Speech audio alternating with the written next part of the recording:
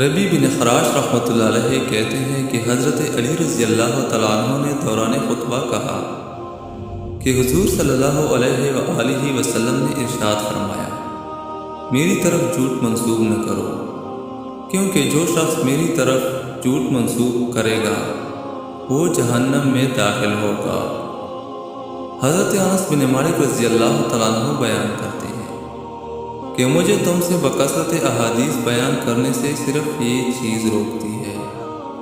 کہ حضور صلی اللہ علیہ وآلہ وسلم نے فرمایا ہے کہ جو شخص قصداً میری طرف جھوٹی بات کی نسبت کرے اس کو اپنا ٹھکانہ جہنم میں بنا لینا چاہیے۔ حضرت ابو ہریرہ رضی اللہ تعالیٰ عنہ بیان کرتے ہیں کہ رسول اللہ صلی اللہ علیہ وآلہ وسلم نے ارشاد فرمایا، جو شخص عمداً میری طرف جھوٹی بات کی نسبت کرے اسے اپنا ٹھکانہ دوزخ میں بنا لینا چاہیے۔